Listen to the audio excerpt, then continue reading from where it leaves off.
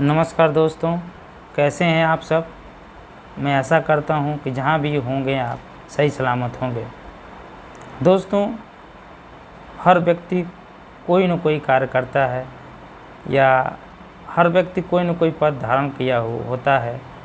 तो उस कार्य और उस पद से संबंधित हर व्यक्ति का कुछ कर्तव्य और दायित्व होता है, जिसको पूरी सतता और पूरी पारदर्शिता के साथ निर्भर किया जाना हर व्यक्ति का कर्तव्य और दायित्व है।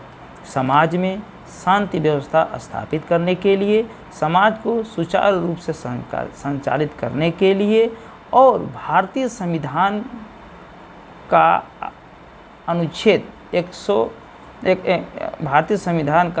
21 के तहत जो हर व्यक्ति को गरिमापूर्ण जीवन जीने का अधिकार देता है, उसको स्थापित करने के लिए हर व्यक्ति का यह कर्तव्य और दायित्व है कि अपने कर्तव्यों और दायित्वों का पूरी सत्यता और पारदर्शिता के साथ निर्वहन करे। सुप्रीम कोर्ट ने भी अपने एक अहम फैसले में जो 18 मई 2022 को अहम फैसले में निर्णय दिया गया है, वो पूरी सत्यता और पारदर्शिता को दर्शाता है। सुप्रीम कोर्ट में किस तरह अपने कर्तव्यों और दायित्वों का पालन किया, इसको पूरी तरह प्रदर्शित करता है। तो 18 मई 2022 को सुप्रीम कोर्ट ने एक अहम फैसला दिया, जिसके संबंध में मैं दोस्तों आप लोगों को बीच ये चर्चा कर रहा हूँ। तो दोस्तों, एक याचिका एजी पेरारीवलन के द्वारा दायर किया गया था। एजी पेरारीवलन कौन है? एजी पेरारीवलन वह व्यक्ति है जो एक मामले में दोषी ठहराया गया है। किस मामले में दोस्तों? हमारे पूर्व प्रधानमंत्री राजीव गांधी का हत्या के संबंध में उसको दोषी ठहराया गया है, जो 30 वर्षों से अधिक का सज़ा काट चुका है। और उसके रिहाई के संबंध में सुप्रीम कोर्ट ने 3 जजों की पीठ, जिसमें जस्टिस AL नागेश्वर राव साहब, जस्टिस BR गवई साहब और जस्टिस S बोपन्ना साहब ने निर्णय दिया, और निर्णय ये दिया कि उसको रिहा किया जाए। अर्थात 3 जजों की जो पीठ ने फैसला किया, वो एजी पेरारीवलन के रिहाई के संबंध में दिया। अर्थात इस फैसले से वह व्यक्ति पूर्णतः सज़ा से मुक्त हो गया, पूर्णतः सज़ा से स्वतंत्र हो गया। तो दोस्तों, सुप्रीम कोर्ट ने आगे कहा कि यह व्यक्ति 19 अर्थात एजी पेरारीवलन 19 वर्ष की आयु में ही गिरफ्तार हो गया था और 30 वर्षों से अधिक की सज़ा काट चुका था। और इस मामले जो सज़ा इसको दी गई थी, उसके संबंध में राज्यपाल के पास उस सज़ा को माफ़ करने के लिए, उस सज़ा से छूट देने के लिए मामला पेंडिंग था। और इसके संबंध में राज्य मंत्रिपरिषद ने भारतीय संविधान का अनुच्छेद 161 के तहत उसको सितंबर 2018 में ही रिहा करने की छोड़ने की संतुति दे चुकी थी। लेकिन राज्यपाल ने इसको राष्ट्रपति के पास भेज दिया था मामले के संबंध में विचार करने के लिए। तो ये मामला लगभग 2.5 साल राज्यपाल के यहाँ पेंडिंग रहा और 1 साल तक राष्ट्रपति साहब के यहाँ पेंडिंग रहा। इस वजह से सुप्रीम कोर्ट में याचिका दायर करके एजी पेरारीवलन ने इस मामले में निर्णय देने के लिए दायर किया याचिका। तो इसमें सुप्रीम कोर्ट ने अहम फैसले में ये निर्णय दिया कि उसको रिहा किया जाए, और ये भी कहा कि जो राज्यपाल को भारतीय संविधान का अनुच्छेद 161 के तहत जो शक्ति दी हुई है, उसके अधीन राज्य मंत्रिपरिषद जो सज़ा के संबंध में छूट देने की संतुति देता है, उसको मानने के लिए राज्यपाल बाध्य। अर्थात राज्य मंत्रिपरिषद जो संतुति सज़ा के संबंध में देता है उसको राज्यपाल मानने के लिए बाध्य है। और राष्ट्रपति और राज्यपाल द्वारा जो इस मामले को राष्ट्रपति के पास भेजा गया था उसके संबंध में ऐसी कहीं भी व्यवस्था राज्यपाल को, ऐसा कोई भी अधिकार राज्यपाल को, कोई भी विधि या भारतीय संविधान राज्यपाल को ये ऐसा करने का कोई अधिकार कहीं से नहीं मिलता है। ऐसा राष्ट्रपति साहब को नहीं करना चाहिए था। सुप्रीम कोर्ट ने कहा कि एजी परारीवलन 19 वर्ष की आयु में ही गिरफ्तार कर लिया गया था और 30 वर्ष से अधिक का सज़ा काट चुका था। तो इस वजह से सुप्रीम कोर्ट की 3 जजों की पीठ ने जिसमें आप लोगों को मैं बताया दोस्तों कि एल नागेश्वर राव साहब, जस्टिस BR गवई साहब और AS बोपन्ना साहब, 3 जजों की पीठ ने ऐसा फैसला दिया जो एक बहुत ही महत्वपूर्ण फैसला है दोस्तों, क्योंकि देर अगर होती है दोषी को मुक्ति देने में या किसी को न्याय दिलाने में विलम्ब बहुत ज़्यादा होता है तो वो सही नहीं है न्यायपालिका के लिए या हर व्यक्ति के लिए। क्योंकि ये कहा जाता है दोस्तों कि न्याय होना ही नहीं चाहिए, न्याय दिखना भी चाहिए।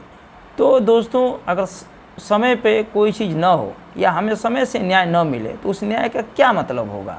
तो इसीलिए कहा गया कि न्याय होना ही नहीं चाहिए, न्याय दिखना चाहिए। अगर समय से न्याय मिलेगी तो दिखेगा कि हमें न्याय हुआ। अगर उसी को विलम्ब से पीढ़ी दर पीढ़ी तारीख चलती रहे और न्याय उचित समय में न मिले तो न्याय का कोई मतलब नहीं रह जाता है। इसी वजह से सुप्रीम कोर्ट को इस मामले में सामने आना पड़ा और याचिका जो एजी परारीवलन के द्वारा दायर किया गया था उसको उन्होंने सुना और उसको रिहाई के लिए आदेश दिया।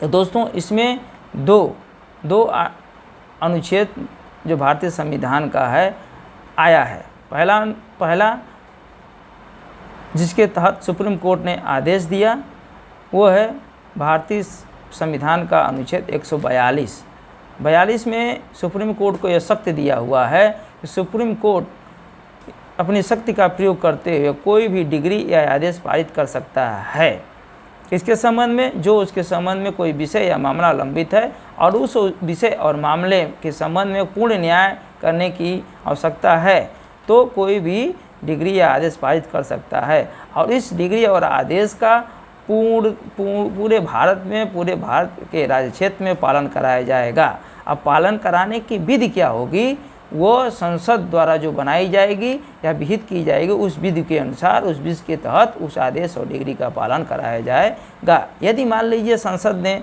इसके संबंध में कोई विधि नहीं बनाई, कोई प्रक्रिया विहित नहीं की है, तब क्या होगा?